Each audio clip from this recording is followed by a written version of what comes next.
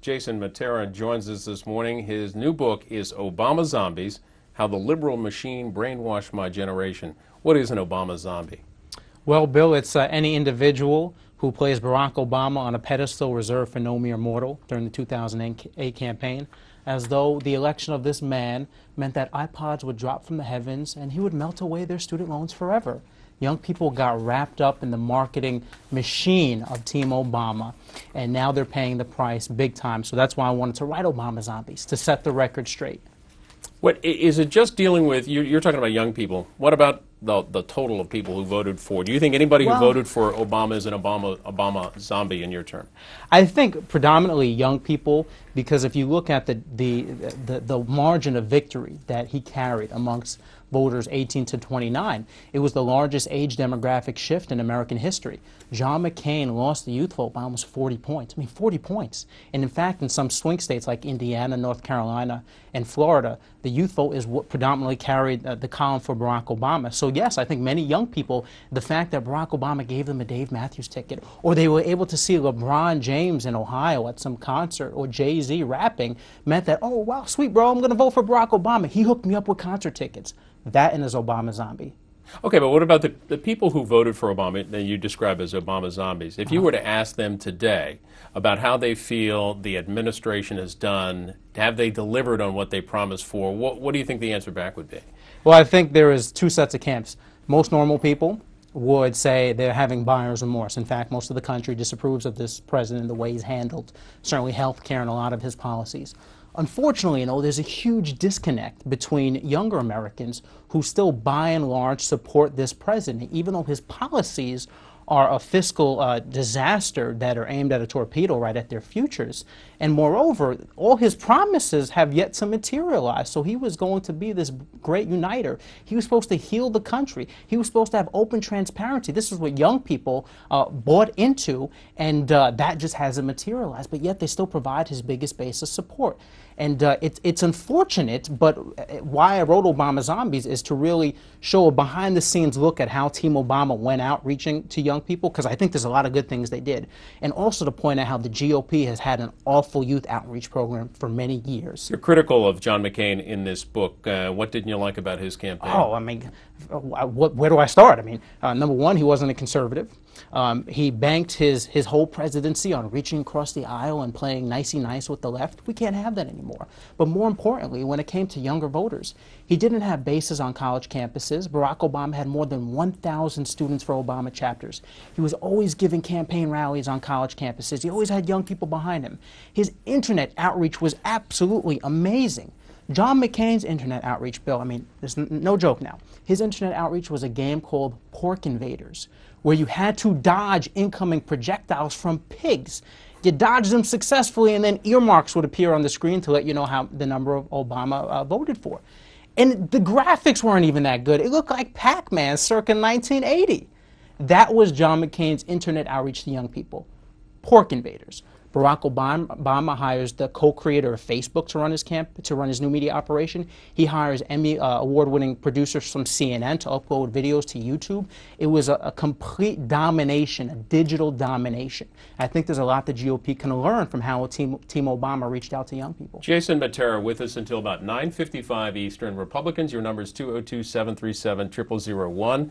Democrats, it's 202-737-0002, and Independents and others, 202-628-0205. Now, folks may also know you from some of your television appearances, your on-camera, your video, your, for lack of a better word, confrontational interviews. Perhaps most notably, most recently, one, and I think we have it here on your website at jasonmattera.com with Al Franken. What drives you to do these interviews? Well, unfortunately, most of the mainstream media likes to play patty cake with a lot of leftist politicians. They treat these politicians like prepubescent girls treat The Jonas Brothers at a concert, they just are fawning and oogling and ahhing over these corrupt individuals, and they don't grill them with hard questions. So, I mean, we saw this 2,000-page monstrosity that just passed Obamacare, and yet now the New York Times is now running articles showing how premiums are going to increase and how there's all these provisions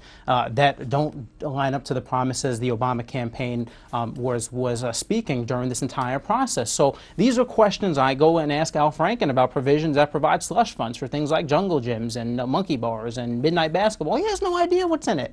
So if the mainstream media is not going to ask these questions, it's my duty as an American citizen to go and try to get some answers from them. You did one recently, I think, with Robert Gibbs too. Don't folks see you coming now? They see you coming and sort of turn and run? Well, no, because I butter them up first. You know, you got to disarm them, and then you go into a hard-hitting question.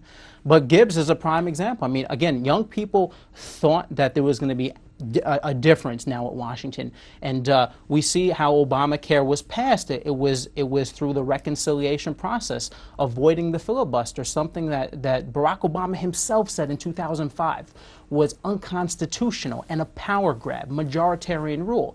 And Robert Gibbs, when I confronted him, he said, well, you know, President Bush did the same thing to pass his tax cuts. But don't you think the folks that you call Obama zombies would say, well, that's what we wanted passed. We wanted something passed, so he's getting done what we want him to get done. Well, the process is integral, and to getting legislation passed, and a lot was banked on the process and spoken of the process. I think, unfortunately, many young people didn't shut their iPods off for a second. And if we look at Obamacare, their premiums are going to rise by at least 17%. Because they are now subsidizing the cost of older Americans. Insurance companies can no longer vary price to a significant degree according to one's age. That affects people in my age bracket. It's like inheritance in reverse. That's what I define as an Obama zombie. Someone who says, oh yeah, Barack Obama he's doing a masterful job, and I'm going to support him. And yet his policies are a slap in the face to their financial futures. We've got lots of calls waiting. Joe in Greenville, North Carolina on our Democrats line. You're first up. Joe, good morning. Go ahead. Yeah, I'd like to ask Jason, how old is he? How old are you? Oh, 26. 26, Joe. Okay. 26. You know, these young people that voted for Obama had just been through 8 years of Bush. 8 years is forever when you're young. Well, you know, I would say that, you know, that's probably the influence. The largest influence was, you know, 8 years of 2 wars and everything that went wrong. I just thought I'd throw that at you. Well, Bill, the caller is certainly right. George W. Bush, there was a lot of fatigue with his administration. There's certainly the reckless spending that was happening, and I'm no apologist for the Republican Party. I'm a conservative first.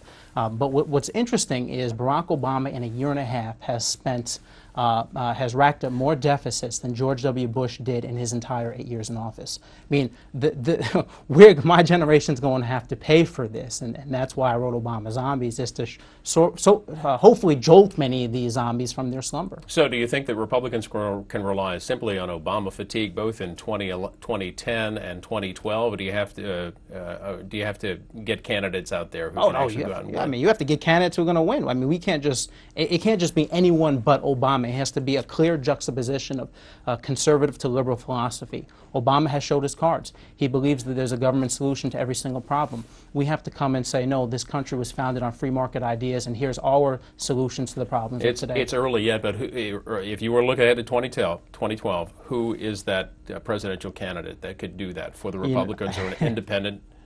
I don't know at this point. I'm not looking to anoint a candidate. I'm just, you know, the field is open. I'm going to take everyone with. I'm going to take everyone see what they got to offer. Let's go to Tyson's Corner, Virginia. Michael, good morning, Republican.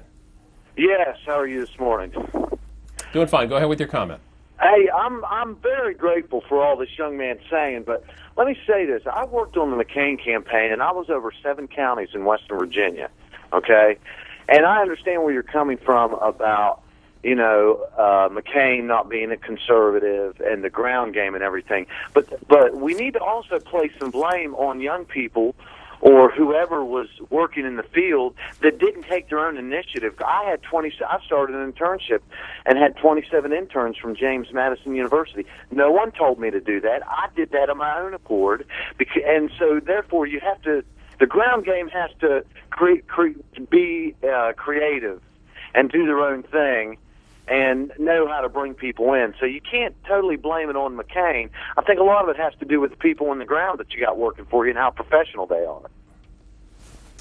Well, a lot has to be pinned on McCain. I mean, his ground game has the resources, or should have the resources. I mean, Obama's team was so cash flush that they were actually taking advertisements out in video games like Guitar Hero and Madden '09.